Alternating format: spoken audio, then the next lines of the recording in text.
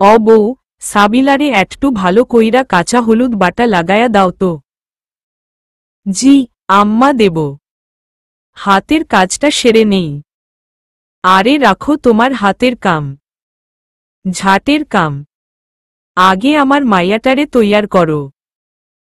তোমার কাম সারাদিনই চলতে থাকব। কামের কি বাইরা বাইরি। এই রকম কত কাম চক্ষের পলকে 101টা করছি। কাকপক্ষী টার পায় নাই। তঙ্গু মতো এত আরামের জীবন পাই নাই আমরা। রান্ধনের আগে তয়তরকারি কুটছি, নিজের হাতে মশলা বাটছি, মাছ কুটছি, তয় রাঁধছি। তোমরা তো প্যাকেট খুললেই এই মশলা ওই মশলা পাও। তারপরেও তঙ্গু বলে কামি শেষ হয় না। ও পাশে নীরব। সালেহা বেগম অধৈর্য হয়ে চেঁচালেন, কি করতাছ কি তুমি? রেজালাটা চুলায় আম্মা।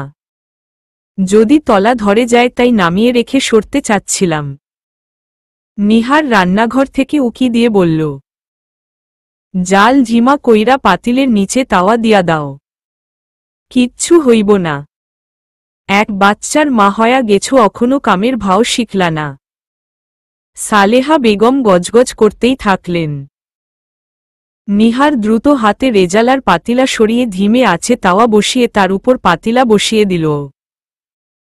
এতটুকু সাবধান না হয়ে উপায় নেই।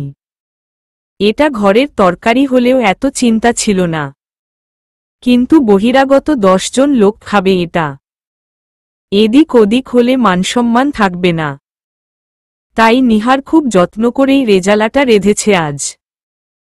মাংসটা ইচ্ছে করে আন্ডারডান রেখেছে যেন সন্ধ্যায় আরেকবার জাল দিল খুলে না যায়। রান্নাঘর থেকে বেরিয়ে হলুদ বাটার বাটিটা নিয়ে সাবিলার ঘরে উকি দিল নিহার। আসবো? হম, আসো। কাজ শেষ হইছে তোমার? হ্যাঁ, হয়েছে। এসো তোমায় হলুদ মেখে দেই। একটু সোন্দা বাটাও এনেছি, চুলে দিয়ে দেব। আম্মা বাটতে বলছে, তাই না? নিহার জবাব না দিয়ে হাসল। নিজ হাতেই সাবিলার খোপা খুলে চুলগুলো হাত দিয়ে আলগা করতে লাগল। সাবিলা ওর দিকে পিঠ দিয়ে ঘুরে বসে বলল, ভাবি। হুম। আমি তো তোমার চেয়েও ফর্সা, তারপরেও আম্মা আমাকে হলুদ বাটা লাগাতে বলে কেন বলো তো? কারণ হলুদে ময়লা কাটে, রং ফুটে ওঠে। দেখি মাথা ঠিক করো। বলে সাবিলার চুলগুলো বিলি দিয়ে ভাজে ভাজে সন্ধ্যা মাখিয়ে দিতে লাগল নিহার। সাবিলা মুখ গোমরা করে বলল, চেহারার ময়লা না হয় হলুদ দিয়ে কাটালে। আমার ভাগ্যের ময়লা কি দিয়ে কাটাবে? ছি, এভাবে বলতে হয় না। ভাগ্য আল্লাহর হাতে। তুমি নামাজ পড়ে আল্লাহর কাছে মনের মানুষ চাও। একমাত্র দোয়াই পারে তাকদির বদলে দিতে। তুমি তো নিয়মিত নামাজ পড়ো, তোমার তাহলে এই দশা কেন? কি দশা? আমার চেয়েও বেশি কষ্টে আছে এমন কয়েক কোটি মেয়ে রয়েছে এই দুনিয়াতে। তাদের চেয়ে তো আল্লাহ আমাকে অনেক ভালো রেখেছেন। আর নামাজ পড়লেই কি সে পৃথিবীর সব সুখ পেয়ে যাবে? নামাজ হল স্রষ্টার আনুগত্য। শর্ত রেখে ইবাদত হয় না। তাছাড়া এই পৃথিবীটা হল পরীক্ষা ক্ষেত্র। আমরা এখানে পার্মানেন্টলি থাকতে আসিনি। পরীক্ষা দিতে এসেছি। পরীক্ষা শেষে খাতা গুটিয়ে হলো ছেড়ে বেরিয়ে যেতে হবে। রেজাল্ট মিলবে আখেরাতে। এসব বলে নিজেকে বুঝো দিয়ে রাখছ ভালো কথা, কিন্তু এভাবে আর কতদিন? যতদিন আল্লাহ চান। আমার গোটা জীবন আমি আল্লাহর কাছে বিক্রি করে দিতে চাই ওই দুনিয়ায় নাজাতের আশায়। কোরআনে তওবাহ 111, আল্লাহ তাআলা মুমিনদের জান মাল কিনে নেবার কথা বলেছেন, যার বিনিময়ে জান্নাত। জানি না আমার এই টুটাফাটা আমল আমার রব কিনবেন কিনা। সাবিলা আর কোনো কথা বাড়াল না। কখনো বাড়ায় না। কথাবার্তার একটা পর্যায়ে তাকে চুপ করে যেতে হয়, কারণ তার দৃষ্টিতে নিহারের ধৈর্য অপরিসীম। এত দুঃখ মনে নিয়েও সে হাসিমুখে কিভাবে চলতে পারছে সাবিলা ভেবে পায় না। সে দীর্ঘশ্বাস ফেলে বলল, ভাবি, আজকের পাত্রটা নিয়ে আম্মা মনে হয় একটু বেশি এক্সাইটেড, তাই না? প্রসঙ্গান্তরে সাবিলা বলল, মা হন তোমার। এক্সাইটেড তো হবেনি। ঘরে বিবাহযোগ্যা মেয়ে থাকলে মায়ের অস্থির না হয়ে উপায় আছে। তোমার একটা ভালো বিয়ে না হওয়া পর্যন্ত আম্মার এই চিন্তা যাবে না। তুমি নিজেও তো বিবাহযোগ্যা। কই, তোমার মায়ের তো কোনো চিন্তাই নাই। তোমার বয়সও তো আমার চেয়ে কম। সম্পর্কে বড় ভাইয়ের বউ ছিলে বলে ভাবি ডাকতে হয়। ভাগ্যের ফেরে অল্প বয়সে বিধবা হয়ে গেছ, তাই বলে কি সারা জীবন কি এভাবেই থাকবে? কি আশ্চর্য! তোমার বাসা থেকে সবাই এভাবে ঠান্ডা মেরে বসে আছে কেন বুঝি না। তোমার মামারাই বা কেমন? সাবিলা এবার না বলে পারল না। আমার কথা বাদ দাও। ছেলের মা হয়ে গেছি, দুদিন বাদে শাশুড়ি হয়ে যাব। আমার আবার কিসের বিয়ে? নিহার হাসল। অল্প বয়সে বিয়ে করছো বলে এত তাড়াতাড়ি ছেলের মা হইস? আর 1.5 বছরের সংসারও কোনো সংসার? তাছাড়া তালহা এখনো দুধের শিশু। তোমার বিয়ে নিয়ে তোমার বাড়ির লোকদের ভাবা উচিত। তখন তালহা পেটে ছিল বলে না হয় ভাবতে পারেনি, কিন্তু এখন তো ভাবতে পারে। নিহার কোনো জবাব দিলও না। মনোযোগের সাথে সাবিলার হাত পা পিঠ ঘাড় সর্বত্র হলুদ মাখাতে লাগল। সালেহা একবার এই ঘরে উকি দিয়ে দেখেই সন্তোষচিত্তে চলে গেলেন। আজ তার মনটা অন্যান্য দিনের তুলনায় একটু ভালো, কারণ আজ সাবিলাকে দেখতে যে পাত্রপক্ষ আসবে তারা আত্মীয়ের মধ্যেই পড়ে। আর আত্মীয় পরিজনের মাধ্যমেই ভালো বিয়ে লেগে যায়। জোর সম্ভাবনা আছে সাবিলার বিয়েটা এখানেই লেগে যাবার। ছোট বোন মিলার মুখে খবরটা শোনার পর থেকেই সালেহার মনটা আনন্দে অধীর হয়ে আছে। খুশিতে তিনি আজ জোহরের নামাজের পর 2 রাকাত শোকরানা নামাজও আদায় করে ফেলেছেন। সকালবেলাতেই নিহারকে ডেকে আজকের রাতে পোলাও কোরমা রান্নার আয়োজন করতে বলে দিয়েছিলেন। আলমারি থেকে টাকাও বের করে রেখেছেন যেন মেয়েটাকে জোর করে হলেও পার্লারে পাঠাতে পারেন। যদিও মাসের 27 তারিখে মেয়ের হাতে ফেসিয়ালের খরচ তুলে দেয়াটা তার পক্ষে এক ধরনের বিলাসিতা ছাড়া আর কিছুই নয়, কিন্তু কোনো উপায় নেই। আজকের পাত্রটা হাতছাড়া করা চলবে না কোনো মতেই। যে কোনো উপায়েই হোক পাত্রটাকে রাজি করাতেই হবে। অবশ্য সেই উপলক্ষে তার ছোট বোন মিলাও কম সাহায্য করছে না। ওর পাশের বাড়িরই কোনো এক মহিলা যেন বিয়ের জন্য পানিপ্রা চিনিপ্রা দেয়, মিলা সেগুলোও জোগাড় করে নিয়ে এসেছে। কাঁচা হলুদ বাটা পরিয়ে এনেছে। এটা মেয়ের মুখে লাগালে নাকি পাত্রের মনে বিয়ের আকর্ষণ জন্মাবে। সালেহা সেসবই যত্ন করে তুলে রেখেছেন। পাত্রের সামনে যাবার আগে হলুদটা মুখে হালকা করে মেখে গেলেই হবে। আর ওইদিকে নিহারকে বলে দিয়েছেন চিনিটা যেন ঘন দুধের পায়েস রান্না করার সময় তাতে দিয়ে দেয়। ছেলে 1 চামচ খেলেই কেল্লা ফতে। টুক করে মন ঘুরে যাবে। তবে ছেলে যদি বলে মিষ্টি খাই না তাহলেই বিপদ। তাকে যে করেই হোক 1 চামচ হলেও খাওয়াতেই হবে। তবে যত যাই হোক, সাবিলার ফেসিয়ালটা আজ একবার করানো দরকার। কারণ তিনি দেখেছেন ফেসিয়াল করে এলে সাবিলার চেহারাটা বেশ উজ্জ্বল দেখায়। এমনিতে সাবিলার গায়ের রংটা ফর্সামতন হলেও চেহারার মধ্যে প্রচুর তিলের আধিক্যের জন্য ওর রংটা যেন ঠিক ফুটে ওঠে না।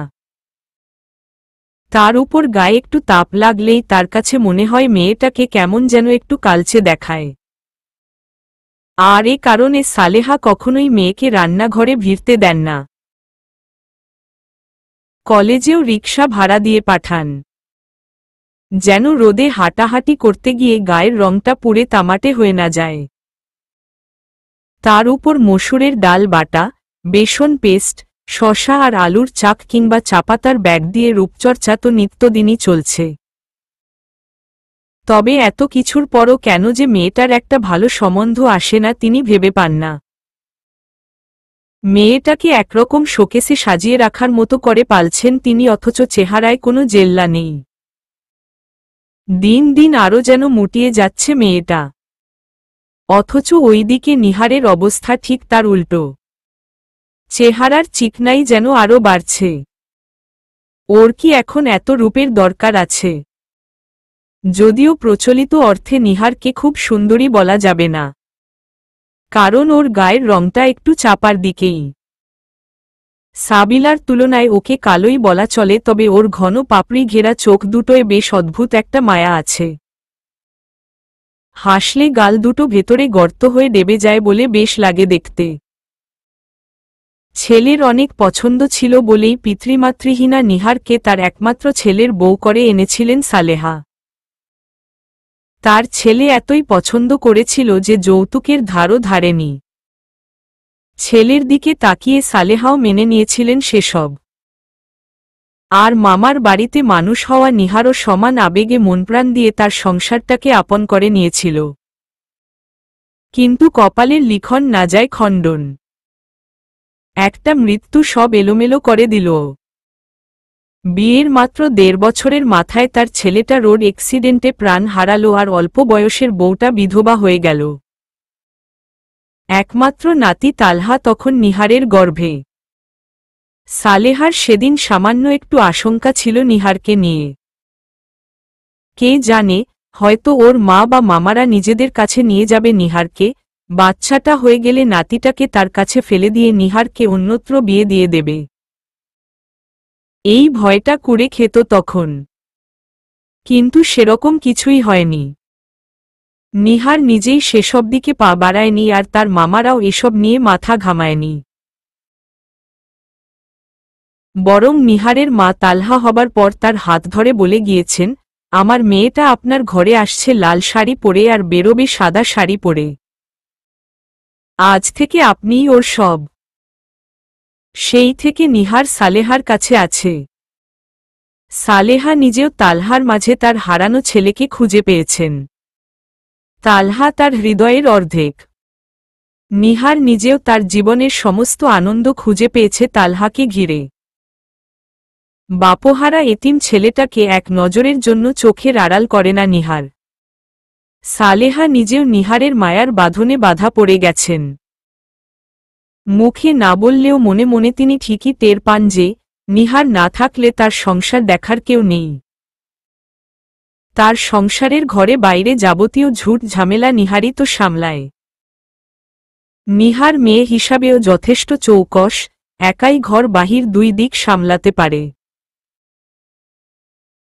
ঘর সংসারের কাজ ছাড়াও তাকে নিয়ে ডাক্তারের কাছে যাওয়া, হঠাৎ কোনো দরকারে ডায়াবেটিস প্রেশার চেক করিয়ে আনা, মাসান্তে ঔষধ কিনে আনা, বাড়ি আনার পর সেগুলাকে আবার সকাল বিকালের স্টিকার লাগিয়ে দুটো বাটিতে ভাগ করে রাখা, সপ্তাহে 2 দিন চুলে শ্যাম্পু সাবান দিয়ে দলাই মলাই করে তাকে গোসল করিয়ে দেয়া, চুলে তেল দিয়ে চুল আঁচড়ে দেয়া, প্রতিদিন 2 বেলা ইনসুলিন পুশ করা আর ঘড়ি ধরে খাবার সামনে তুলে দেবার এই কাজগুলো তো ওই করে দেয়। সাবিলা বেচারি তো পড়াশোনা নিয়েই ব্যস্ত। রাত জেগে পড়তে হয় ওকে, এসব কাজের সময় কোথায় ওর। সালেহার সংসারে মানুষ বলতে তারা 4 জন। বিধবা নিহার, একমাত্র নাতি তালহা, মেয়ে সাবিলা আর সালেহা নিজে। সাবিলার বাবা মারা গেছেন আজ থেকে বছর 10 আগে। তারপর থেকে সালেহা নিজেই এক হাতে সব দিক সামলে আসছিলেন। ছেলেটাকে লেখাপড়া শিখিয়েছিলেন। ভালো চাকরিও করছিল সে। ও বেঁচে থাকতে সংসারে তবু যতটুকু সচ্ছলতা ছিল, ওর মৃত্যুর পর থেকেই বেশ টানাটানির মধ্যে পড়ে গেছে সালেহার সংসার। বর্তমানে স্বামীর রেখে যাওয়া বাড়িটার একটা অংশ ভাড়া দিয়ে কোনো রকম দিন কেটে গেলেও তাতে নেই সচ্ছলতার রেশ। একদিক সামলাতে গেলে আরেক দিক উজাড়। এসব দেখে একদিন নিহার নিজেই শাশুড়ির অনুমতি নিয়ে স্থানীয় একটা কিন্ডারগার্টেনে চাকরি নিয়ে নিল। বেতন অল্প হলেও কাজ মাত্র 4 ঘন্টার। সকাল 8টা থেকে বেলা 12টা। ওই সময়টা তালহা ঘুমেই থাকে। ও ঘুম থেকে উঠে একেবারে 10:30 কি 11টার দিকে। ফলে সব দিক দিয়েই নিহারের সুবিধা। কেবল তালহাকে ওর ঘুম থেকে ওঠার পর ওকে 1-1.5 ঘন্টা একটু দেখে রাখতে হয়, এই যা। নিহার তালহার নাস্তা খাবার সব শাশুড়ির ঘরে রেখে যায় যেন তালহা উঠলে ওকে নাস্তা খাওয়াতে তার কোনো অসুবিধা না হয়। তবে সালেহা এমনিতে কড়া ধাঁচের মহিলা হলেও তালহা তার বড় আদরের। ফলে চাকরিটা নিতে নিহারের আর কোনো অসুবিধা হয়নি। নিহার চাকরিটা নেয়াতে ঘরে বিরাট সচ্ছলতা না এলেও কিছুটা বাড়তি স্বস্তি বয়ে নিয়ে এসেছে। নাতিটার অসুখ বিসুখে অন্তত হাত পা গুটিয়ে বসে থাকতে হয় না। সংসারের ছোটখাটো প্রয়োজনেও নিহার যথেষ্ট সাহায্য করে। সাবিলা নিজেও কিছু টিউশনি করে সংসারে সাহায্য করতে চেয়েছিল, কিন্তু সালেহা তাতে রাজি হননি। কারণ তাতে রোদে ধুলায় ওর গায়ের রংটাতে আরও ময়লা বসে যাবে। এমনিতেই তো সম্বন্ধ ঠিকমতো আসে না, দু চারটা যাও বা আসে, তারা মেয়ে দেখে টেখে নাস্তা খেয়ে চলে যায়। তখন দেখা যাবে আরও কেউ আসবে না। এসব ভয়েই সালেহা সাবিলাকে কলেজের বাইরে অন্য কোথাও অহেতুক ঘোরাঘুরি করতে দিতে নারাজ। তার কঠিন আদেশ হল ক্লাস শেষ হলে সোজা বাসায়। আজকের পাত্রটা সালেহার ছোট বোন মিলার শ্বশুরবাড়ির দিকের লোক। পাত্র মিলার স্বামীর মামাতো ভাইয়ের একমাত্র ছেলে। এতদিন দেশের বাইরে ছিল, গত মাসে দেশে এসেছে বিয়ে করার জন্য। বিয়ে করে 6 মাসের মধ্যেই নাকি বউ নিয়ে চলে যাবে। তাছাড়া ছেলের দিক থেকে নাকি কোনো চাওয়া পাওয়া নেই। ভালো সচ্চরিত্রের নামাজি মেয়ে চায় তারা। সব শুনে সালেহা সাবিলাকে বলে কয়, জোহর আসর মাগরিব 3 ওয়াক্তের নামাজি পড়ালেন আজকে। অন্তত যেন বলতে পারেন মেয়ে তার নামাজি। সন্ধ্যের পর পরই পাত্রপক্ষ চলে এলো। সব মিলিয়ে 5 জন মানুষ। মিলা আর তার স্বামী তো আছেই, যেহেতু তাদের মাধ্যমেই পাত্রের এ বাড়ি আসা। আর এসেছে মিলার মামাতো ভাসুর, যা অর্থাৎ ছেলের বাবা মা, ছেলের বোন আর ছেলে নিজে। সালেহা প্রচুর নাস্তার আয়োজন করেছেন। বেশিরভাগ নাস্তাই হোমমেড। তবে তার জন্য অবশ্য নিহারকে সামান্য খাটাখাটনি করতে হয়েছে। বেচারি স্কুল থেকে এসেই সেই যে রান্নাঘরে ঢুকেছে। সারাদিনে 3 বার বেরিয়েছে, 2 বার নামাজের জন্য আর 1 বার তালহাকে ভাত খাওয়াতে। মাগরিবের একটু আগে কাজ শেষ করে বসার ঘর ভালো করে পরিষ্কার করে মোছার কাজ শেষ করে এই অবেলাতেই গোসল করেছে সে। মেহমানদের নাস্তা গুছিয়ে সাবিলার ঘরে উকি দিয়ে দেখল সাবিলা একরকম তৈরি হয়েই আছে। সালেহা নিজে এসে এক ফাঁকে এসে মেয়েকে দেখে নিলেন। নিহারকে বললেন, অরে তৈরি কইরা মিলার সাথে বসার ঘরে পাঠায়া দাও আর তুমি নাস্তা নিয়ে আসো। আম্মা, আমি গিয়ে কি করব? বাইরের পুরুষ মানুষদের সামনে আমার যাওয়াটা তো ঠিক হবে না। কেন, তুমি গেলে কি অসুবিধা? তোমারে তো আর দেখতে আসে নাই। তুমি হইলা গিয়া ভাবি। ননদের জামাইরে মিষ্টি তো জোর করে তুমিই খাওয়াইবা। ওইটা কি আমি বা মিলা করতে পারুম যে ঢঙের কথা কও? প্যাচাল থুয়া নাস্তা নিয়া জলদি আসো বলে সালেহা বেরিয়ে গেলেন। নিহার মন খারাপ করে রান্নাঘরে চলে এলো। দিনহীন মানুষদের মাঝে দিনের ছোটখাটো আহকামগুলো মেনে চলাও বড় কঠিন হয়ে পড়ে মাঝে মধ্যে। দীর্ঘশ্বাস ফেলে নিহার সালোয়ার কামিজের উপর দিয়ে একটা বড় হিজাব পরে নিল। তার উপর দিয়ে আবার 3 পিসের ওড়নাটা পেঁচিয়ে নিল। কাপা হাতে ট্রে নিয়ে যখন বসার ঘরে পা দিল, তখন শুনল ছেলের মা হাসি মুখে সাবিলাকে প্রশ্ন করছেন আর বলছেন, মাশাআল্লাহ, খুব ভালো। কোন সাবজেক্টে অনার্স করছো তুমি? নিহার আস্তে করে সালাম দিয়ে নাস্তা ট্রেটা নামিয়ে রাখল। একে একে নাস্তা সাজিয়ে ছেলের মায়ের হাতে তুলে দিল। মিলাও সাহায্য করল ওকে। সালেহা যথাসম্ভব মিষ্টি হেসে বললেন, আমার ছেলের বউ। আমার মেয়েই বলতে পারেন। ওকে আমি আমার মেয়ের মতোই দেখি। নিহারের মনে হল পাত্রপক্ষ যেন আচমকা বোবা বনে গেছেন। পাত্রের মা চুপচাপ খেলেন, কোনো মন্তব্য করলেন না। শুধু ছেলে একবার কেকের প্লেটটা বাড়িয়ে ধরে বলল, আপনিও নিন আমাদের সাথে। নিহার তর্ক না করে অনুরোধ রক্ষা করল। রাতের খাবারের সময় হলে টেবিলে খাবার দিয়ে তালহাকে কোলে নিয়ে একপাশে সরে দাঁড়ালে ছেলের মা বললেন, তুমি তো বেশ গুণী মেয়ে। এসবই তুমি রান্না করেছ? নিহার লজ্জা পেয়ে কিছু বলতে যাবার আগেই সালেহা বললেন, ও আর সাবিলা মিলে করেছে। আমার সাবিলাও রান্নায় ওস্তাদ। যে কোনো রেসিপি পেলেই হলো, সাথে সাথে রান্না করে সবাইকে খাওয়াবে। তাই নাকি? মাশা আল্লাহ, আপনার মেয়ে তো বেশ গুণী। তা মা, তুমিও আমাদের সাথে বসো। নিহারকে উদ্দেশ্য করে বললেন ছেলের মা। নিহার মৃদু হেসে বলল, না আন্টি, আপনারা বসুন, আমি তো আছি। মিলা নিজেই এবার পাত্রপক্ষের খাওয়া দাওয়ার দিকটা দেখল। যাবার আগে ওরা সাবিলার হাতে 2000 টাকা দিয়ে গেল। ছেলের মা মিলার কানে কানে বলে গেল, বাসায় গিয়ে ফোন দিয়ে মতামত জানাবে। সালেহা সেই রাতে ভালো করে ঘুমাতে পারলেন না। মিলা এরই মধ্যে ফোন করে জানিয়েছে তার মামাতো ভাসুর আর যার হাবভাব নাকি পজিটিভ মনে হচ্ছে। আগামী কাল সকালে তারা মিলার বাড়ি আসবেন বলেও জানিয়েছেন। খবরটা শুনে সালেহার বুকের ভেতর ধুকধুক শুরু হয়ে গেছে।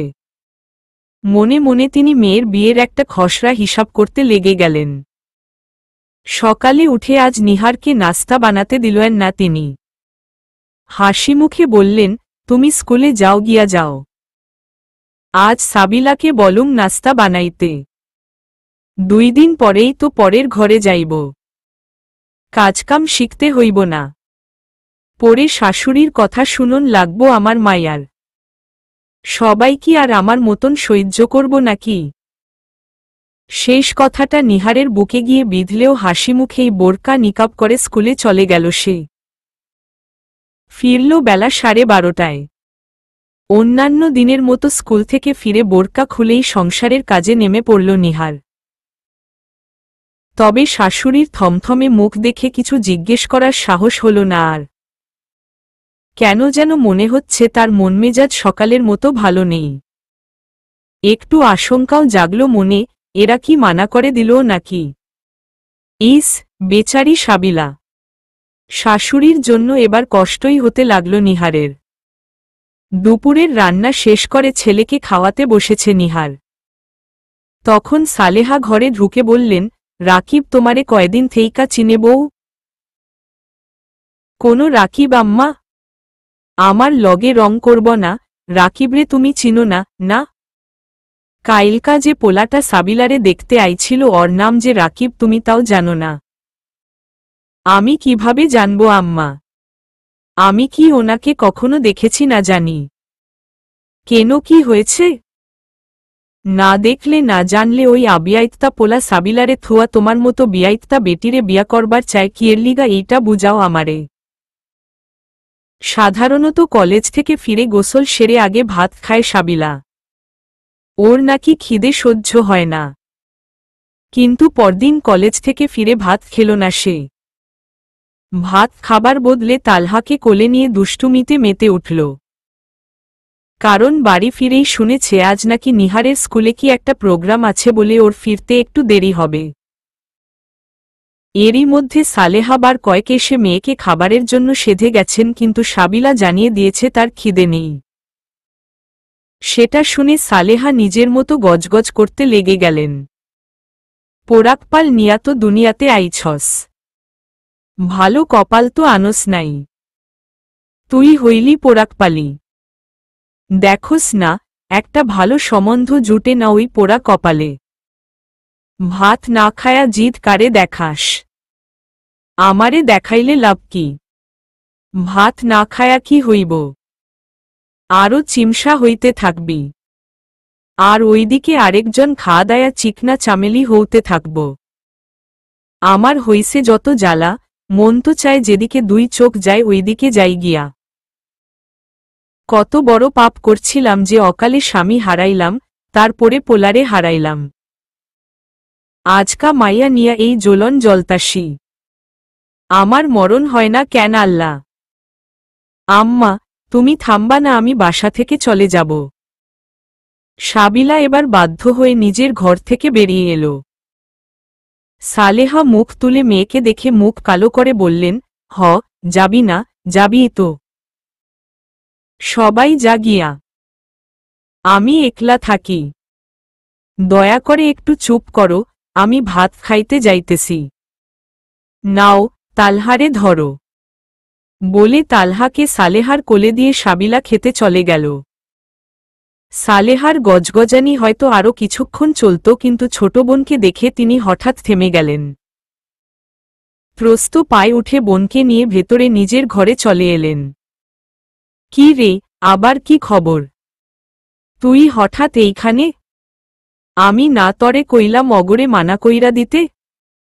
আমি উইখানে মাইয়া বিয়া দিমু না, যারা কিনা আমার মাইয়ারে রাইখা বউরে। আরে আপা, ওরা তো তোমার বউরে পছন্দ করে নাই, ওরা সাবিলারেই পছন্দ করছে। খালি আমার ভাসুরের ছেলে রাকিবই তোমার ছেলের বউরে দেইখা পছন্দ করছিল। রাকিবি আমারে গতকাল রাতে ফোন দিয়া বলছে, চাচি নিহার সম্পর্কে একটু খোঁজখবর নেন তো। মেয়েটারে আমার মনে ধরসে। আমি বললাম, বাবা তুমি তো নিহাররে দেখতে যাও নাই, যারে দেখতে গেছো তার কথা বলো। আর নিহারের ছেলে আছে, সে বিয়ে শাদী করব না। সাবিলারে পছন্দ হইলে বলো বিয়ে লাগায়া দেই, নাইলে বাদ দাও। এইটা শুইনা রাকিব আমারে আর কিছু বলে নাই। পরে আমি ফোন করে আমার যাকে সব জানাইলাম। আমার যা তো শুনে রেগে আগুন। ছেলেরে ধাতাবাড়ি দিয়া সোজা করছে। তারপর আমারে ফোন করে সাবিলার কথা বলছে। মোট কথা, তুমি রাজি থাকলে ওরা সামনের সপ্তাহেই কাবিন কইরা রাখতে চায়। এখন কি করবা বলো? কিন্তু এইটা কি ঠিক হইব? ছেলেটা তো আমার মেয়েরে পছন্দ করে নাই। মায়ের কথায় শেষে কথাগুলো শুনে যেন মুহূর্তের মধ্যেই সালেহা কথার খেই হারিয়ে ফেললেন। আরে আপা, ওর কথা বাদ দাও। ও হইল গিয়া ব্যাটা মানুষ, খালি আলগা রূপটাই দেখছে, নিজের ভবিষ্যৎ ভাবে নাই। ভাবে নাই বলেই এক বাচ্চার মাকে বিয়া করতে চাইছে। আমার যাওকে ডেকে বুঝাইছে, এখন তো সে সুন্দর রাজি হয়ে গেছে। এরপর আজ সকালেই আমার যা আমাকে ডাক দিয়ে সরাসরি বলল, শোনো মিলা, আমার ছেলে না বুঝে তোমাকে ফোনে কি না কি বলছে, ওইসব কথা মাথায় নিও না। আর তোমার বোনকেও এসব কথা জানানোর দরকার নাই। ওনারে বলবা যে সাবিলারে আমাদের পছন্দ হয়েছে। আমার যার সাথে কথা বলেই তো আমি তোমার এখানে দৌড় দিলাম। এখন কি করবা ভাবো, মেয়ে বিয়ে দিবা না মানা করে দিবা? সালেহা বড় দ্বিধার মধ্যে পড়ে গেলেন। নিজের সীমাবদ্ধতা ভালোই বোঝেন তিনি। সাবিলার বয়স ৩০-এর কোঠা পেরিয়েছে বহু আগেই। এখন তো চেহারার সাথে সাথে শরীরেও বয়সের ছাপ পড়তে শুরু করেছে। বিয়ের সম্বন্ধ আসে না বললেই চলে। দুই একটা যাও আসে, তাও দোজবরে। এই প্রথম তার মেয়েটার এমন একটা সম্বন্ধ স্থির হল যেখানে ছেলেটা অবিবাহিত এবং বয়সেও সাবিলার আশেপাশে একদম মানানসই। ভালো চাকরি করে, তবে খটকা একটাই, ছেলেটা এমন একজন মানুষ যে কিনা প্রথমেই পছন্দ করল তার ছেলের বউকে। সালেহার মাথা যেন কাজ করছে না। এক মন বলছে না করে দেই, আবার আরেক মন বলছে এমনও তো হতে পারে ছেলে হয়তো না বুঝেই বলেছে। বিয়ে হলেই সব ঠিক হয়ে যাবে। সংসারের মায় যখন পড়বে তখন আর এসব কথা মাথায় থাকবে না। শেষ পর্যন্ত দ্বিতীয় চিন্তারই জয় হল। সালেহা মিনমিন করে বললেন, আচ্ছা, কওনের আগে সাবিলার সাথে একটু কথা বইলা নিলে কেমন হয়? কথা বলার কোনো দরকার নাই। আমি এই ছেলেরে বিয়ে করব না। যার নজর প্রথমেই স্লিপ করেছে তাকে বিশ্বাস করি না আমি। খালামনি তুমি মানা করে দাও, বলো মেয়ে রাজি না। চড়া গলায় বলে উঠল সাবিলা। মিলা আর সালেহা দুজনেই চমকে তাকালেন সাবিলার দিকে।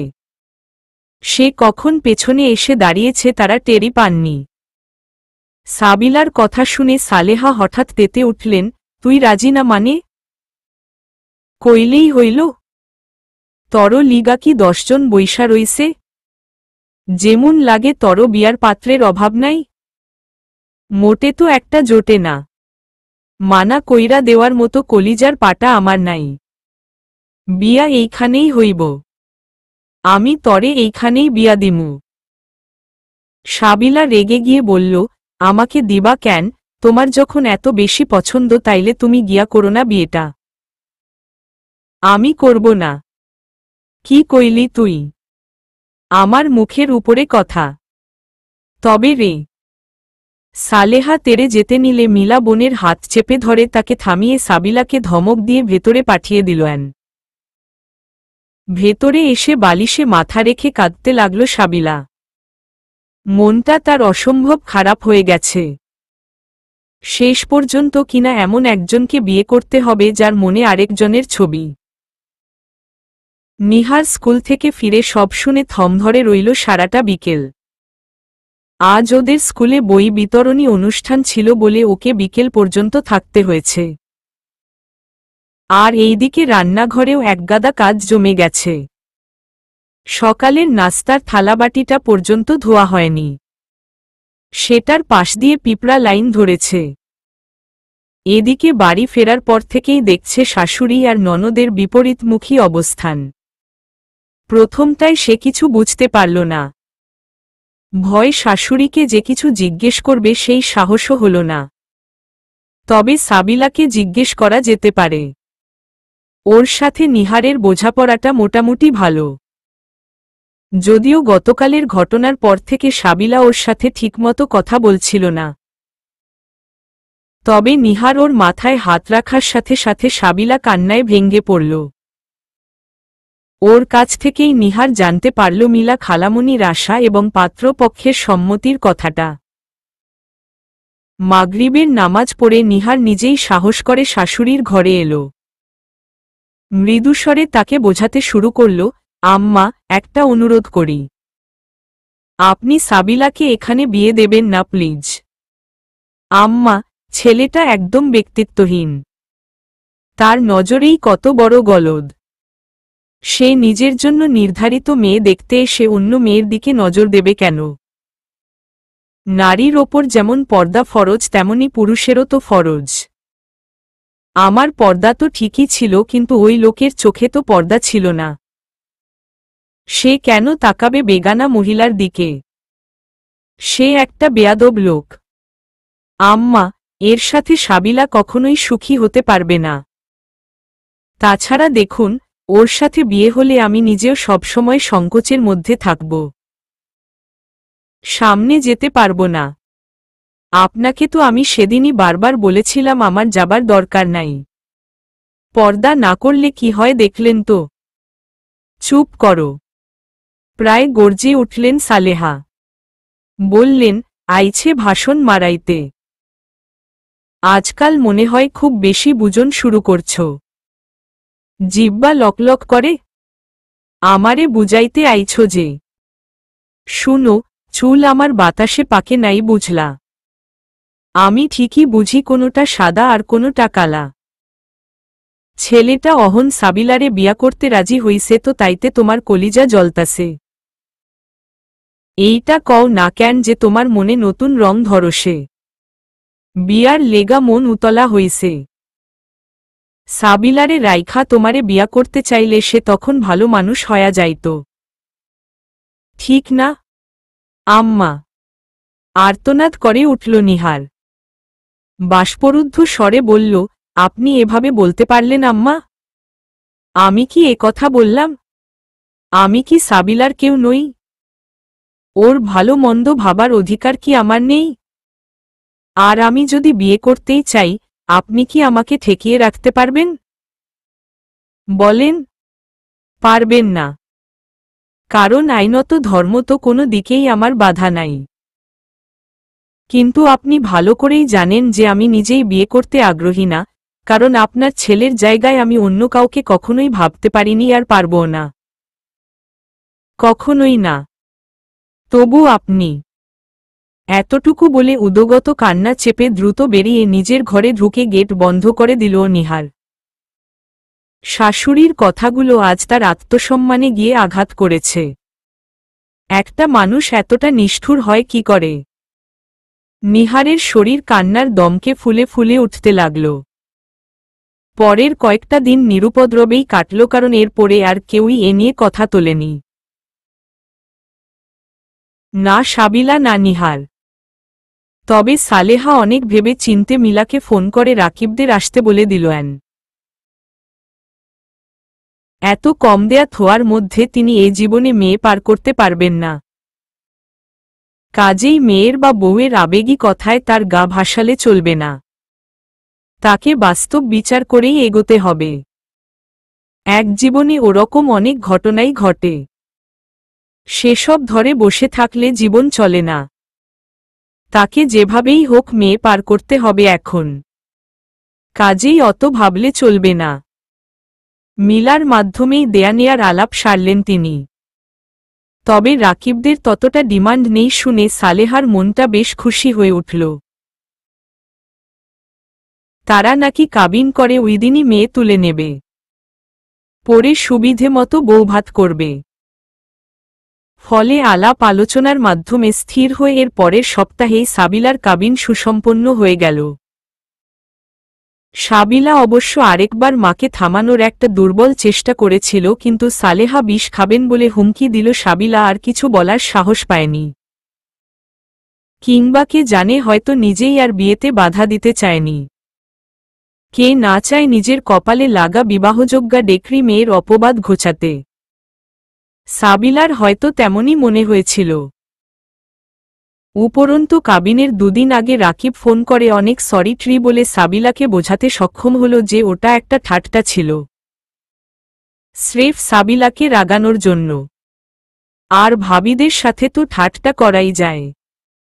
আসলে সাবিলাকে তার এক নজরেই অসম্ভব পছন্দ হয়ে গিয়েছে। সাবিলার মনও যেন রাকিবের কথাটা বিশ্বাস করতে পেরে অনেকটা হালকা হয়ে গেল। আজ সাবিলার আকদ। সালেহাদের 3 রুমের ছোট্ট বাড়িটা লোকে গিজগিজ করছে। যদিও হিসেব মতে লোকজন কমই বলা চলে, কারণ খুব ঘনিষ্ঠজনদের ছাড়া সবাইকে বলেননি সালেহা। কিন্তু লোকের অনুপাতে তার বাড়ির আয়তন কম হওয়ায় ভিড়টা একটু বেশি মনে হচ্ছে। রান্নার জন্য একটা বাবুর্চি ভাড়া করে আনা হয়েছে। ছাদে প্যান্ডেল টেনে 50 লোকের খাবারের ব্যবস্থা করা হয়েছে সেখানে। এসবই মিলা আর তার স্বামী দৌড়াদৌড়ি করে সব করেছে। বিয়ের আনন্দ আজ পুরো বাড়িতে। মেহমহমানরা সবাই ছাদ আর ঘর করছে থেকে থেকে। তবে আজ আর নিহারকে পর্দা রক্ষার জন্য বেশি কসরত করতে হয়নি, কারণ সালেহা নিজেই আজ নিহারকে কারো সামনে যেতে বলেননি। নিহার মনে মনে আল্লাহর লক্ষ্য শকর করল। আল্লাহ যা করেন তা যে ভালোর জন্যই করেন সেটা আরেকবার প্রমাণিত হল। আজকে নিহারের পর্দায় রয়েছে সালেহার পূর্ণ সম্মতি। তিনি নিজেই আজ নিহারকে পুরুষ আত্মীয়দের মজলিস থেকে বাঁচিয়ে একরকম সরিয়েই রাখলেন। আজ তার কেন যেন মনে হচ্ছে নিহার এক নজরে চোখে পড়ে যাবার মতো মেয়ে। কালো হোক কি শ্যামলা, হাবড়া পুরুষগুলা ওকে দেখলে একবারের জায়গায় 2 বার তাকাবেই। তাই কখন কোনো ফাঁকেকে দেখে ফেলবে কে জানে, পরে দেখা যাবে বউটাই হাতছাড়া হয়ে যাবে। তার চেয়ে পর্দা করছে সেটাই করুক, এটাই বরং সব দিক দিয়ে ভালো। বিয়ে হয়ে যাবার পর বরকনেকে পাশাপাশি বসিয়ে প্রচলিত নিয়মে তথাকথিত কিছু রুসুম রেওয়াজ পালনের প্রসঙ্গ এলো। এ সময় নাকি 1 গ্লাস দুধ 2 জনকে পান করাতে হয়, আয়নায় মুখ দেখিয়ে বলতে হয় কি দেখছেন, আবার পরস্পরের করে আঙ্গুল দিয়ে পরস্পরকে জর্দা খাওয়াতে হয় এবং শেষে হয় মালাবদল। ছেলের এক ফুপু বলে উঠলেন, আরে আপনার বৌমা কই, ডাকেন তাকে। এসব তো ভাবিরাই করে। কই মেয়ের ভাবিকে ডাকেন দেখি, লুকিয়ে রাখছেন কেন? ফুপুর কথায় সবাই হৈ হৈ করে উঠলে বাইরে থেকে খবরটা শুনে নিহার মনে মনে ভয় কাটা হয়ে গেল। ভাবল, শাশুড়ি কি সত্যিই ওকে এবার ডাকবেন? হায় আল্লাহ, রহম করো। এমন সময় সালেহাই শান্ত স্বরে বললেন, না আপা, আমাদের বউ খাস পর্দা করে, সে পুরুষদের সামনে যায় না। আমি ওকে সবার সামনে ডেকে গুনাহগার হতে পারব না। ফুপু চুপ মেরে গেলেও পাশ থেকে টিকা টিপ্পনি চলতে লাগল। এক ফুপু বললেন, ও মা, এত পর্দা, তাহলে স্কুলে চাকরি করে কিভাবে? ওখানকার ব্যাটা টিচাররা কি তাদের চোখ আসমানে তুলে রাখে নাকি? তখন পর্দা নষ্ট হয় না? বউরে বগলদাবা করে রাখবেন সেইটা বলেন। ওসব পর্দা ফর্দার দোহাই দেয়া কেন বাবা? আমরা কি ন্যাংটা থাকি নাকি? যত্ত সব। সালোহা নীরবে অপমানটা হাসিমুখে হজম করে গেলেন। মেয়ে দিচ্ছেন তিনি এখানে, কাজেই মুখ নেড়ে কথা বলার কোনো সুযোগই নাই। অবশেষে কোনোরকম বিবাদ বিসম্বাদ ছাড়াই বরকনের রেওয়াজ রুসুম শেষ হয়ে গেল। এমন সময় ছেলের এক মামি এসে বললেন, এই আপা, আপনাদের মেয়ের সাথে কে যাবে? এ সময় তো ভাই বউ নয়তো নানি দাদিরা কেউ সাথে যায়। আপনাদের বউকে তো এবার যেতেই হবে, আর নয়তো মেয়ের নানি দাদি থাকলে তারা যেত। মেয়ে তো আর একলা যাবে না। কি করবেন বলেন? গাড়ি দাঁড়িয়ে আছে। সালেহা এবার কিছুটা বিপাকেই পড়লেন। কি করবেন ভেবে পাচ্ছেন না। অবশেষে মিলা এসে তার কানের কাছে ফিসফিস করে বলল, বেশি ঝামেলা করো না তো আপা, এখন তো বিয়ে হয়েই গেছে। রাকিব এখন সাবিলার জামাই, কাজেই নিহারকে সাথে পাঠিয়ে দাও। ঘণ্টা 2-3 থাকবে, তারপর আবার ওরাই গাড়ি দিয়ে নামিয়ে দিয়ে যাবে। অত চিন্তার কি আছে? কি হবে গেলে? নিহার বোরকা পরে যাবে, আবার বোরকা পরে আসবে। আমি তো কোনো সমস্যা দেখি না। অগত্যা সালেহাকে রাজি হতে হল। তিনি নিহারকে ডেকে ম্লান মুখে বললেন, শোনো, তালহা আমার কাছে থাকুক, তুমি সাবিলার লগে যাও। আম্মা, আমি। ঝামেলা কইরো না তো, তোমারে কেউ খাবলা মারব না ওইখানে গেলে। শোনো, আসল পর্দা হইল মনে। মন ঠিক তো সব ঠিক। যাও যাও, দেরি কইরো না। আমার মেয়ে আর মেয়ে জামাই বইসা রইছে গাড়িতে। নিহার আল্লাহর নাম নিয়ে পা বাড়াল। নিকাবে মুখ ঢাকার পরেও ওর মনে হচ্ছে সে যেন বেয়াব্রু। রাকিবের তীক্ষ্ণ দৃষ্টি নিহারের চোখ দুটোকে এফোর ও ফোর করে গেঁথে ফেলছে।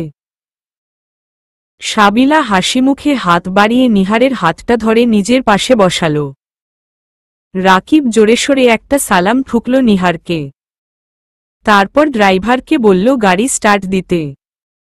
পথে কোনো কথা বলল না নিহার, কেবল শান্ত চোখে জানালা দিয়ে বাইরে তাকিয়ে রইল। সাবিলা ওর হাতটা এখনো শক্ত করে ধরে বসে আছে। সামনের প্যাসেঞ্জার সিটে বসেছে রাকিবের এক ফুপি। রাকিব তার সাথেই বিভিন্ন বিষয় নিয়ে কথা বলছিল। কথা বলার ফাঁকে একবার হেসে সাবিলার কাঁধে হাত রেখে ঝুঁকে কিছু বলতে লাগল। শুনে সাবিলা মুখ নামিয়ে সাথে সাথেই হেসে ফেলল। কিন্তু নিহার হঠাৎ সরে গিয়ে গাড়ির সাথে সেটে গেল প্রায়। কারণ রাকিব হাত সাবিলার কাঁধে রাখতে গিয়ে হঠাৎ নিহারের কাঁধেও ছোঁয়া লেগে গেল।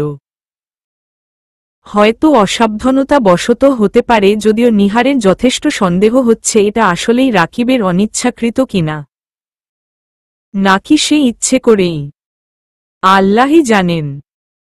নিহার এবার যথেষ্ট চেপে জানালার পাশে সরে বসার চেষ্টা করল। ওদের স্বামী স্ত্রীর কথোপকথনের দৃশ্যটা নিহারের জন্য বড় অস্বস্তিকর হয়ে উঠছে। রাকিব একরকম আদিক্ষেতাই শুরু করে দিয়েছে। বেশ প্রিয়তম বাধ্যগত মার্কা স্বামীর রোল প্লে করছে। সাবিলার চেহারায়ও যথেষ্ট আত্মবিশ্বাসের ছাপ ফুটে উঠেছে। নিহারের মাই লাগল ওকে দেখে।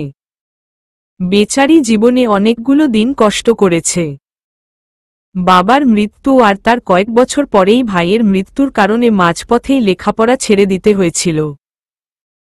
যার কারণে ওর পড়ালেখায় অনেকটা গ্যাপ পড়ে গিয়েছিল। ভালো বিয়ের কাজও আসা বন্ধ হয়ে গিয়েছিল। নিহারের উৎসাহে এবছরই কলেজে ভর্তি হয়েছে বিয়ে পরীক্ষাটা প্রাইভেটে দেবার জন্য। বিয়ে না হবার কারণে ওর মনটা সারাক্ষণই খারাপ থাকত। কলেজে ভর্তি হয়ে মনমরা ভাব কিছুটা কেটেছিল। আজ এতগুলো দিন প্রতীক্ষার পর যার সাথে বিয়ে হলো তার স্বরূপ জানার পর ওর কেমন লাগবে ভেবে নিহারের নিজেরই খারাপ লাগতে শুরু করেছে। তাছাড়া রাকিবের ওভাবে হাত রাখাটাকে আপাতদৃষ্টিতে দোষের বলার কোনো উপায় নেই। যে কেউ দেখলে বলবে রাকিব তার বউকে আগলে ধরে রেখেছে। কিন্তু এই স্বল্প সময়ের ব্যবধানে এতখানি ভাব জমার কথা নয়। এটা রাকিবের চালাকি নয় তো, যদিও কথাটা ভাবতে কষ্ট হচ্ছে নিহারের। কেন যেন মনে হচ্ছে রাকিবের আচরণ পুরোপুরিই লোক দেখানো। পুরুষের এই দ্বৈত রূপের সাথে পরিচয় আছে নিহারের। বিয়ের আগে এক চাচাতো বোনের বরকে দেখেছিল। লোকটা ওর চাচাতো বোনকে মাথায় করে রাখত, কিন্তু সবসময় শ্যালিকা পরিবেষ্টিত হয়ে থাকা চাই তার।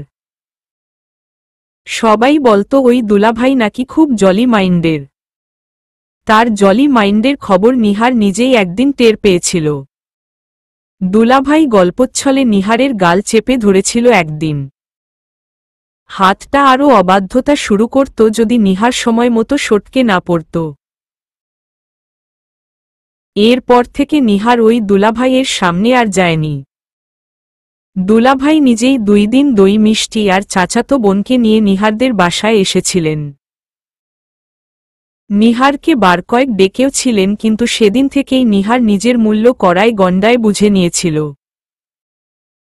সে যে সস্তা নয় এটা বুঝতে বেশি কষ্ট হয়নি ওর, আর তাই নিজেকে দ্রুত প্যাকেটবন্দি করতেও দ্বিধা বা দেরি করেনি। সব দামি জিনিস প্যাকেটে থাকে, সে কেন খোলা পড়ে থাকবে?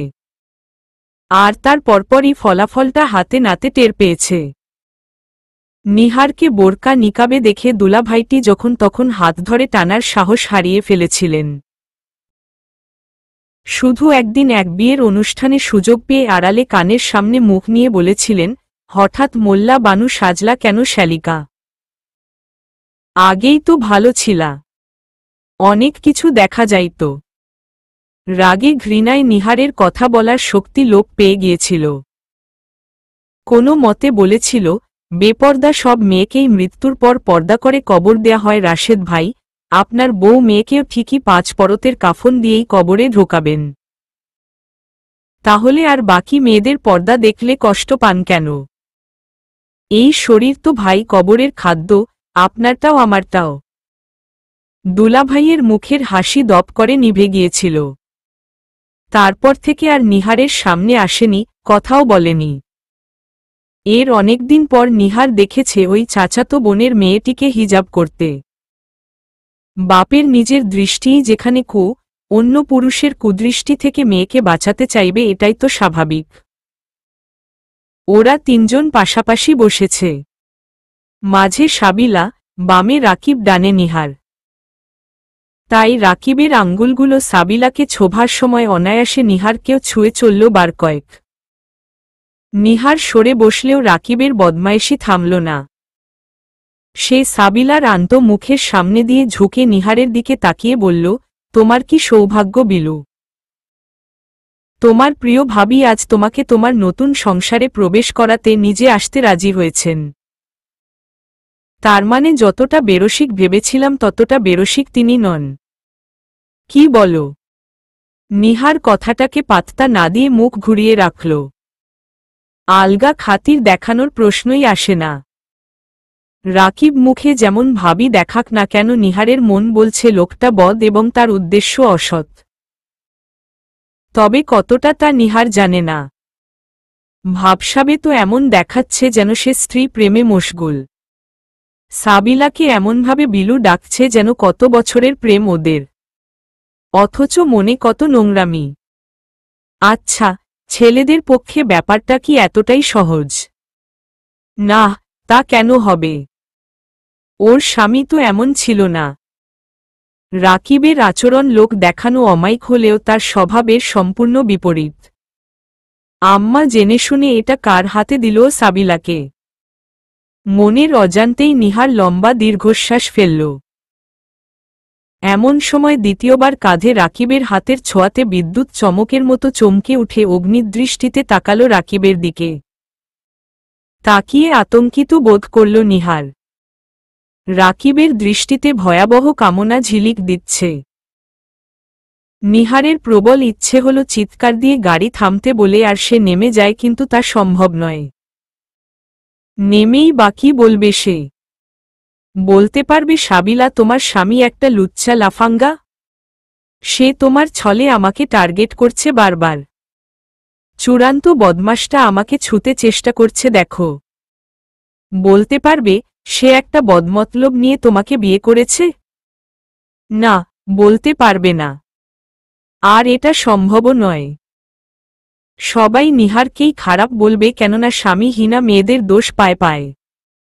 শাশুড়ি আম্মা অকথ্য ভাষায় গালাগাল করবেন ওকে।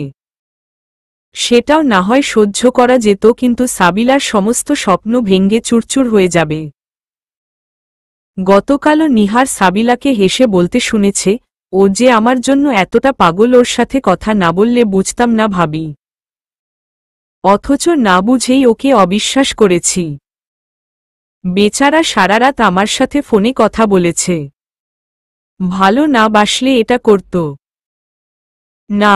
সাবিলার সংসারে ঢোকার আগেই ওর স্বপ্ন মাটির সাথে মিশিয়ে দিতে পারবে না নিহার। রাকিবের বদমায়েশির জন্য ও আল্লাহর সাহায্য চাইবে, তবু সাবিলাকে কষ্ট পেতে দেবে না। গাড়ি এসে একটা সাজানো বাড়ির সামনে থামল। সবাই বউ এসেছে বলে ছুটে এলো। এক এক জনের হাতে এক এক সরঞ্জাম। কারো হাতে সাজানো কুলাকৃতি পাত্রে আলপনা আঁকা কলার কাদি, একটা ছোট্ট মাটির পাত্রে নিভু নিভু পিদিম, ছোট্ট একছোড়া ধানের শীষ। আরেকজনের হাতে জগ ভর্তি দুধ। আরেকজন শিলপাটা এনে জমিতে রেখে তাতে সাবিলাকে দাঁড়াতে বলল। ওই দিকে পটকা ফাটার শব্দে কানে তালা লেগে যাবার জোগাড়। নিহার একপাশে জড়সর হয়ে দাঁড়িয়ে রইল। অবাক হয়ে এদের রুসুম রেওয়াজগুলো দেখতে লাগল। ঘরের বাইরের আনুষ্ঠানিকতা শেষে বউ নিয়ে ভেতরে পা বাড়াতে যাবার মুহূর্তেই বেঁধে গেল আরেক গোল। দুজন মহিলা তার স্বরে চেঁচিয়ে বলল, মাল ছাড়েন রাকিব ভাই, নইলে আজকে বউ নিয়া সারারাত এখানেই দাঁড়ায়া থাকা লাগবে। নিহার বিস্ময় নিয়ে তাদের দিকে তাকিয়ে দেখল, মহিলা দুটোর আশেপাশে বেশ কয়েকজন উঠতি বয়সী তরুণীরাও আছে। এরা সবাই কি রাকিবের কোনো না কোনো কাজিনের বউ? মাগো, এক একজনের সাজ পোশাক তো চোখ ধাঁধানো। নিহারের কেবলই মনে হচ্ছিল সে ভুল করে হয়তো স্টার প্লাসের কোনো নাটকের সেটে ঢুকে পড়েছে। মেয়েগুলো লাল টুকটুকে ফিতা ধরে রেখেই ক্ষান্ত হয়নি, নিজেরাও লাইন ধরে দাঁড়িয়ে আছে দরজা আড়াল করে। অনেকটা ফুটবলের ফ্রি কিকের সময় কয়েকজন প্লেয়ার যেভাবে বার আগলে দাঁড়ায় ঠিক সেরকম। টাকা না দিয়ে রাকিবকে ঘরে ঢুকতে দেবে না। রাকিবও দুইবার এদের ঠেলেই ঘরে ঢুকতে চেষ্টা করেছিল, কিন্তু মহিলাগুলো নিজের সর্বস্ব দিয়ে রাকিবকে ফিরিয়ে দিয়েছে।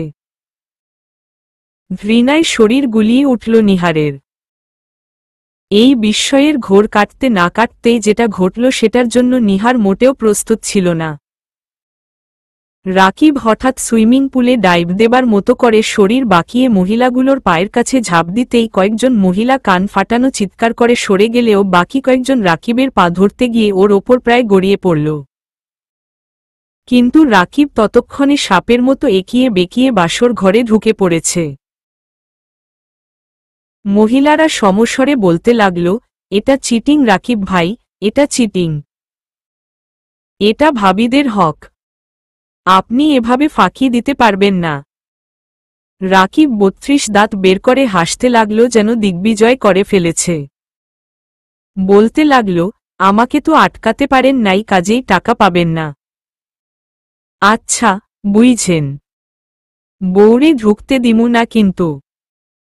আরেকজন বললেন, কোনো সমস্যা নাই, টাইম মতো বউ না পাইলে আপনাদের একটারে টান দিয়া নিয়া নিমু। তখন তো বাধ্য হয়ে আরেক দফা হাসির রোল উঠল। কয়েকজন মহিলা রাকিবের উত্তরে এমন বিশ্রী কিছু চালবাজি জবাব দিল যা শুনে বাকিরা একে অন্যের গায়ে হাসতে হাসতে ঢলে পড়লেও নিহার রীতিমতো কাঁপতে লাগল। ছি, এ কি অশ্লীল এদের ভাষা! কত অবলীলায় বলে যাচ্ছে নোংরা কথাগুলো। গাড়ি রি করে উঠল নিহারের।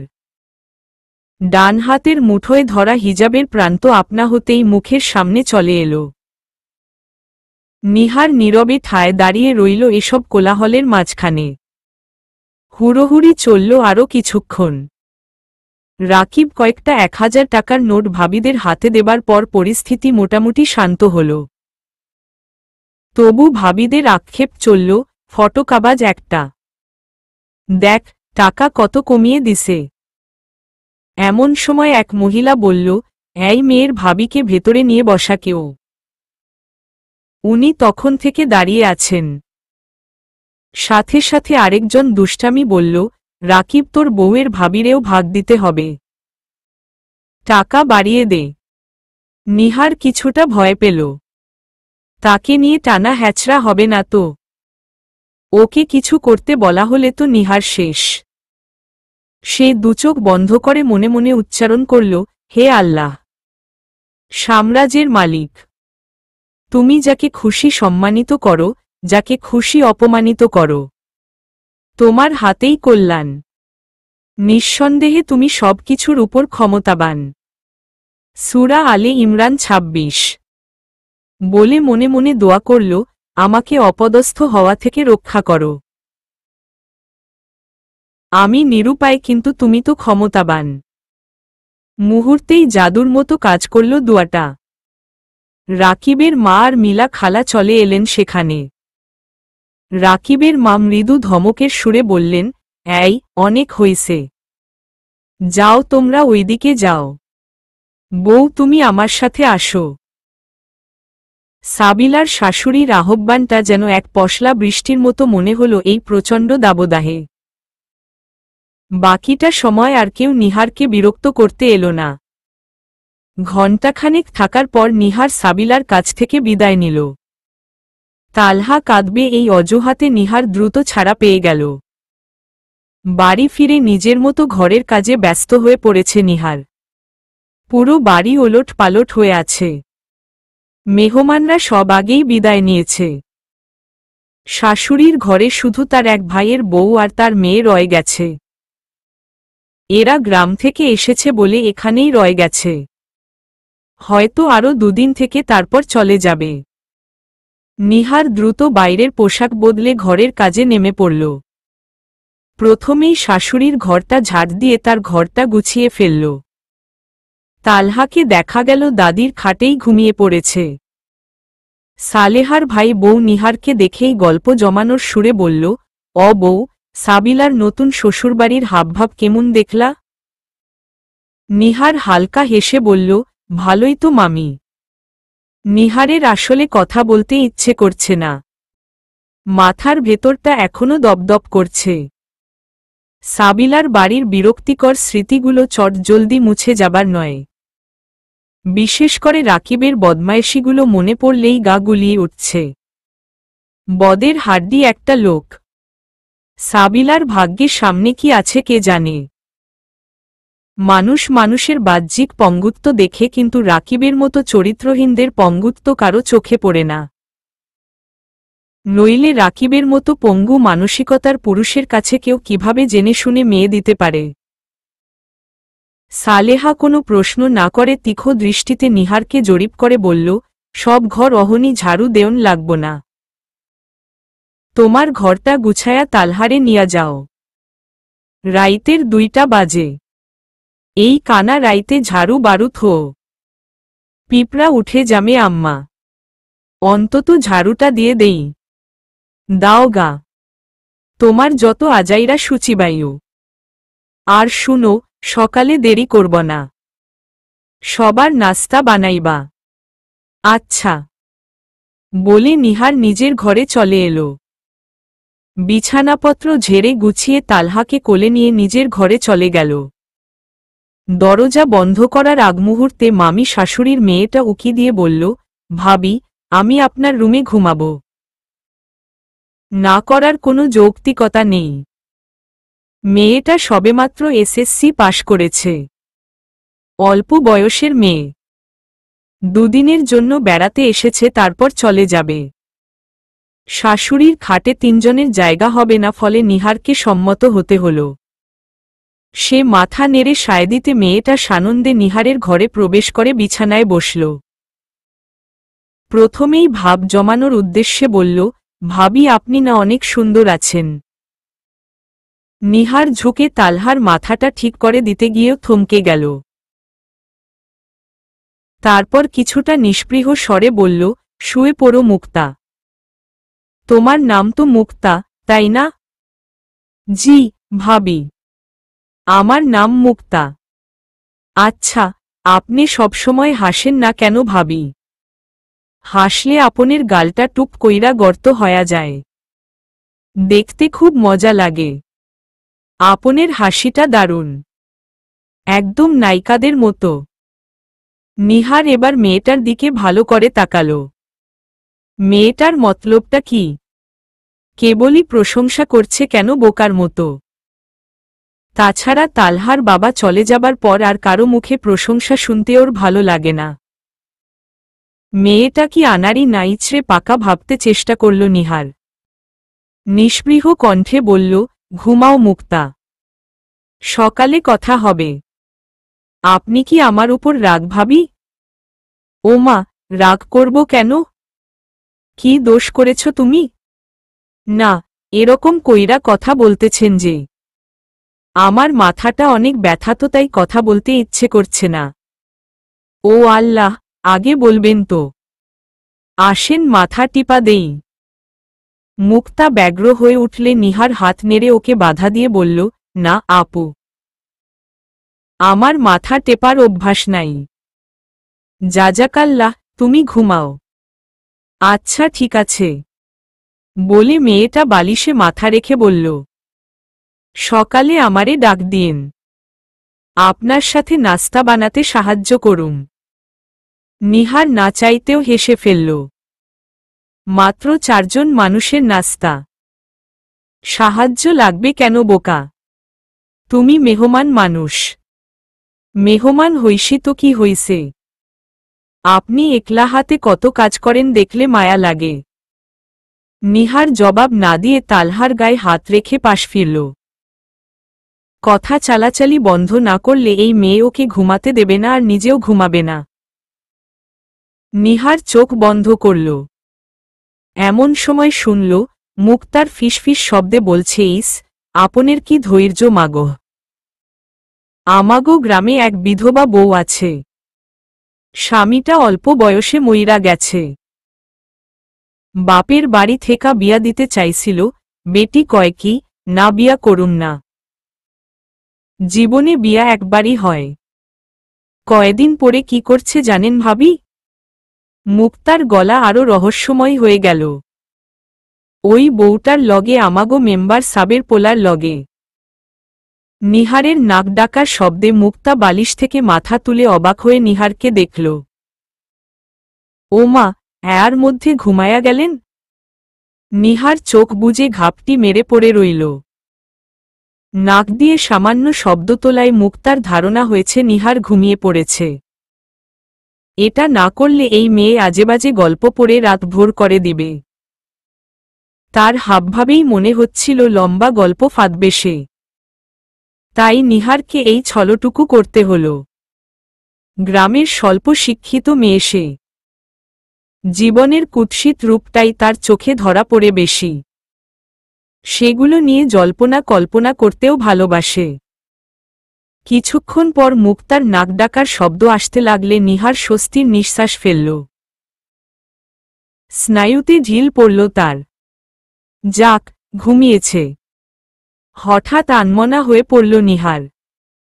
আবির মারা যাবার পর জীবনটা একরকম কেটেই যাচ্ছিল। জীবনের কাছে নিহারের খুব বেশি কিছু দাবি নেই। তার তালহাটা মানুষের মতো মানুষ হোক, এটাই সে চায়। ওর বিয়ের জন্য যে কেউ সুর তোলেনি তা না। বরং আবিরের বাবা মারা যাবার দিনই ফিসফিসানি শুরু হয়ে গিয়েছিল। অমন জোয়ান বউ, বিয়ে না হলে থাকবে কেমনে? এসব গল্প সেদিন মৃত বাড়িতেই উঠেছিল। আলাপের ডালপালা গজাতে আরম্ভ করলে আবিরেরই এক আত্মীয়া তার শাশুড়িকে নিজের এক ভাইয়ের জন্য প্রস্তাব দিয়েছিল। শাশুড়ি কিছু বলার আগে নিহারী প্রতিবাদ করে বলেছিল, আমি আর কোনো দিন বিয়ে করব না। আর কখনো এসব প্রস্তাব আর আনবেন না। এইটা কেমন কথা কও?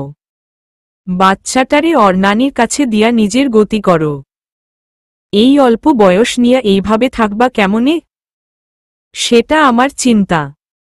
আপনার তো টেনশনের কিছু নেই। আর দয়া করে আমার ছেলের সামনে আর কখনো এসব কথা বলবেন না। ও তো ছোট মানুষ, ও কি আর বুঝে? না বুঝলেও আমি চাই না আমার বাচ্চার মনে কোনো কষ্ট আসুক। কথাবার্তার এ পর্যায়ে সালেহা ফুঁসে উঠেছিলেন। চোখ গরম করে বলেছিলেন, ক্যা? আমার নাতি নানির বাড়িতে যাইব কেন? আমি কি মইরা গেছি? আমার নাতি আমার কাছে থাকব। এইটা আমার আবিরের শেষ সম্বল। আমি কাউরে নিতে দিমু না। ওর মায় একটা কেন 10টা বিয়া বউগা। নিহারের খুব খারাপ লেগেছিল সেদিন। শাশুড়ি আম্মা যে কথার ছলে তাকে সতর্ক করে দিলেন এটা বোঝার মতো বুদ্ধি নিহারের আছে। সে বলেছিল, আপনি জানেন তালহা আমার সব।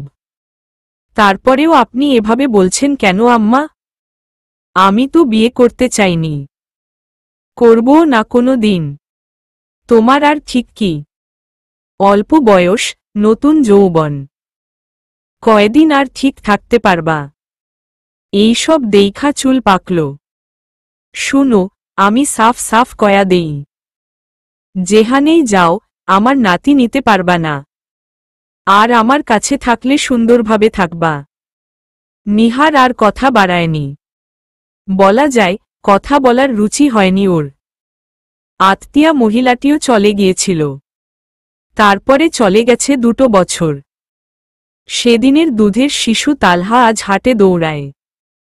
এর মধ্যে আরও 2-4টা প্রস্তাব যে আসেনি এমন না। কিন্তু সেগুলো এবার সালেহাই ঝাঁটাপেটা করে খেদিয়েছেন। নিহার নিজেও স্বস্তির নিঃশ্বাস ফেলেছে। তারপর থেকে আর কোনো ঝামেলা হয়নি। নিহার নিজেকে পরিপূর্ণ পর্দার ভেতরে নিয়ে এসেছে। স্কুলে চাকরি নিয়েছে। আবিরের মৃত্যুর পরপর যে প্রাথমিক ঝাপটাটা যাবার ছিল তা বছর 2-এর মধ্যে অনেকটা ফিকে হয়ে এসেছে। তবে মাঝে মধ্যে 2-একটা বিয়ের প্রস্তাব আসলেই নিহারের নিরুপদ্রব জীবনে ছন্দপতন ঘটে। সালেহা একগাদা কথা শোনায় নিহারকে, তারপর 2 দিন মুখ ভার করে রাখে। যদিও জানে নিহারের এখানে কোনো দোষ নেই, তবু কেন যেন তার সকল রাগ নিহারের প্রতি। তার বিবাহযোগ্যা মেয়ের বিয়ের প্রস্তাব না এনে যারা নিহারের বিয়ের খবর নিয়ে আসে তাদেরকেও একচোট ধুয়ে দেন সালেহা। লম্বা করে একটা দীর্ঘশ্বাস ফেলে ঘুমাতে চেষ্টা করল নিহার। হঠাৎ মনে পড়ল, আর একদিন পরেই সাবিলা তার বরকে নিয়ে এ বাড়ি বেড়াতে আসবে। হয়তো রাতেও থাকবে। নিহার কিভাবে এড়াতে পারবে ওই মানুষরূপী অমানুষটাকে? আহ, এ তো আরেক নতুন যন্ত্রণা শুরু হল। বিয়ের ধকলের জন্যেই হোক কি দেরি করে ঘুমানোর জন্যই হোক, নিহারের ফজর মিস হয়ে গেল। ঘুম ভাঙল একেবারে সকাল 8:30টায়। ঘুম ভাঙতেই মনটা ভীষণ খারাপ হয়ে গেল নিহারের। দ্রুত বিছানা ছেড়ে ফ্রেশ হয়ে অজু করে আগে নামাজ পড়ল।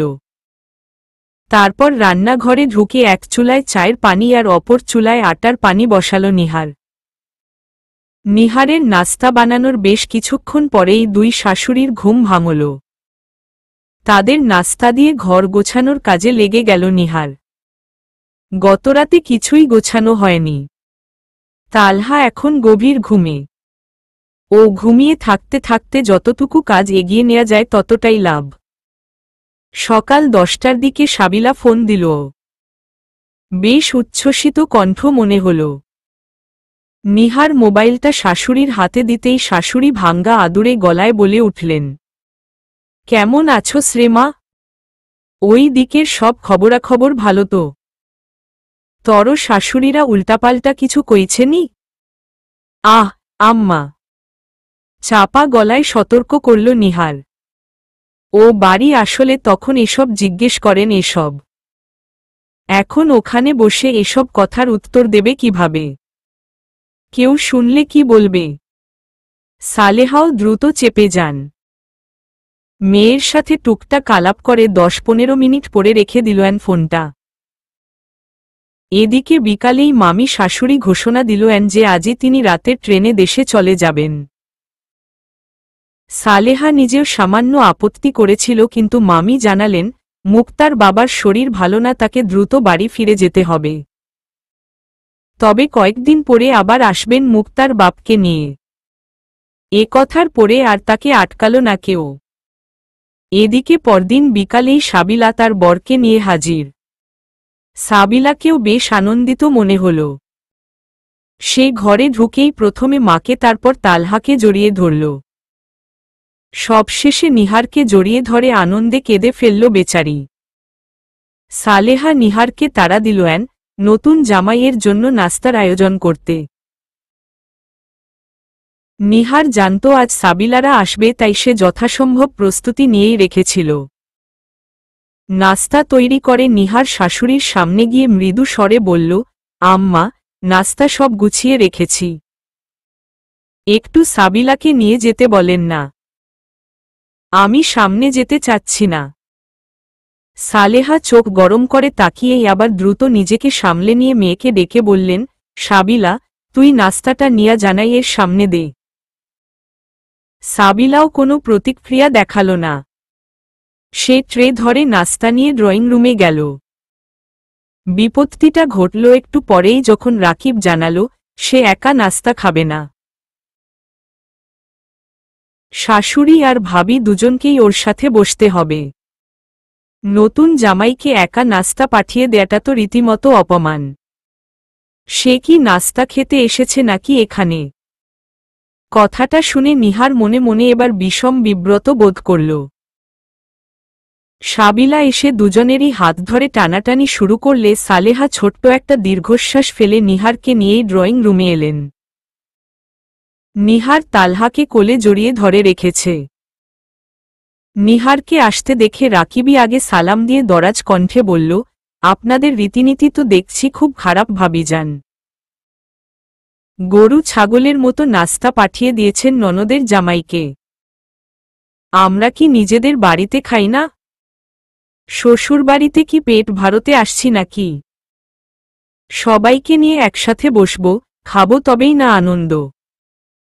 বলেই একটা প্লেট থেকে পরোটা মিষ্টি তুলে নিয়ে নিহারের দিকে বাড়িয়ে ধরে বলল, নেন, আপনি তো আর আমারে খাওয়ায়া দিবেন না, আমিই আপনারে খাওয়ায়া দেই।